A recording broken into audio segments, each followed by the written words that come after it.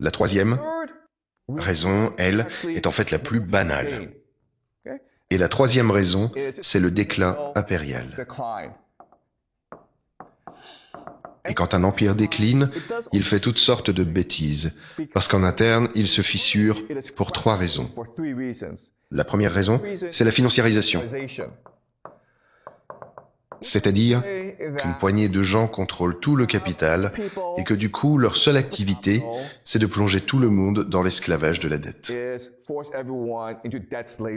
Et du coup, tout le monde est forcé de spéculer pour essayer de s'enrichir, parce qu'il n'y a plus moyen de gagner sa vie honnêtement. Donc le capital contrôle l'empire et ça mène à la corruption, aux inégalités, à la dette et finalement à l'esclavage. Le deuxième problème, c'est la crise démographique. Et c'est vrai pour tous les empires en déclin, les jeunes refusent de faire des enfants. Et ce n'est pas tout. Les personnes âgées vivent de plus en plus longtemps. Du coup, vous avez cet énorme problème. Les vieux vivent de plus en plus longtemps, ils touchent des retraites, et il faut des jeunes pour travailler. Mais les jeunes ne veulent pas d'enfants, alors naturellement avec le temps. L'empire va s'effondrer.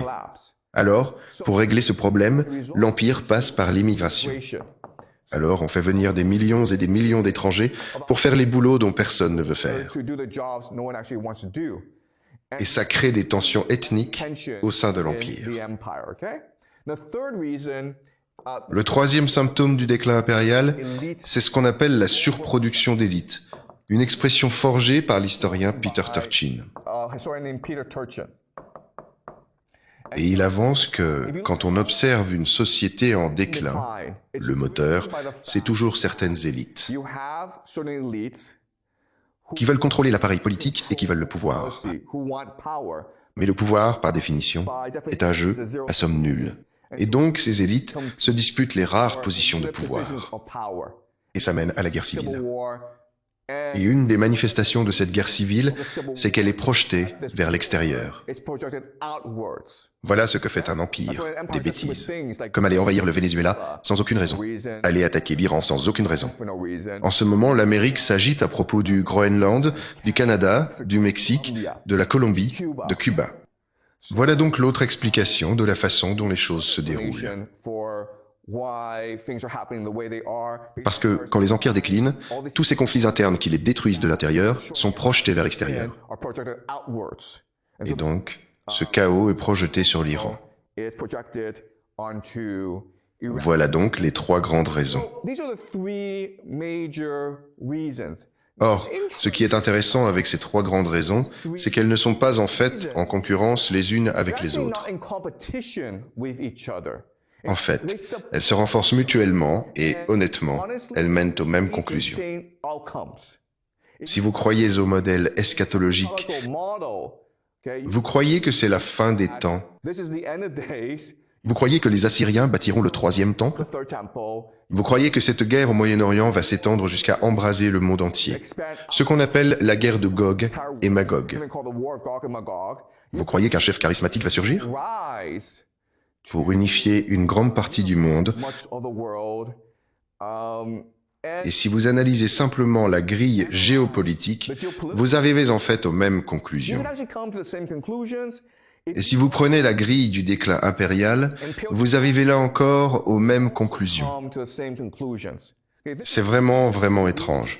Vous avez ces trois explications divergentes de ce qui se passe. Mais, à bien des égards, elles sont très très semblables. En fait, elles aboutissent aux mêmes conclusions. Alors, ce dont je veux parler aujourd'hui, c'est pourquoi en est-il ainsi? Pourquoi l'eschatologie, la géopolitique et le déclin impérial finissent-ils tous par donner la même compréhension du monde et nous poussent à formuler les mêmes prédictions sur le monde? C'est clair? Alors, voici mon explication.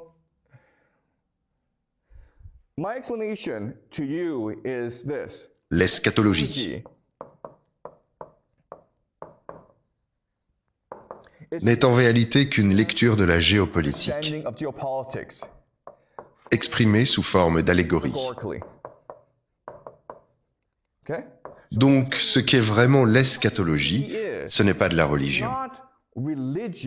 Ce qu'elle fait, c'est qu'elle prend des milliers, des dizaines de milliers d'années d'histoire humaine et les condense en récits, qu'on peut ensuite raconter aux enfants et transmettre de génération en génération. Parce qu'il est impossible pour des humains de transmettre une histoire complexe sur des milliers d'années. Mais c'est facile de prendre cette histoire, de la transformer en récit et de la raconter à vos enfants. Ils s'en souviennent et ces enfants la transmettront à leur tour à leurs propres enfants. Et c'est ainsi qu'on développe l'eschatologie. Alors la question, c'est comment a-t-on développé cette grille d'eschatologie en particulier? Où une guerre au Moyen-Orient mène au troisième temple, au retour des Juifs en Israël, à la guerre de Gog et Magog, et l'avènement de l'Antéchrist avant la venue du Messie. D'où vient ce récit? Et ce que je vais vous montrer maintenant, c'est que c'est en réalité un récit récurrent au Moyen-Orient.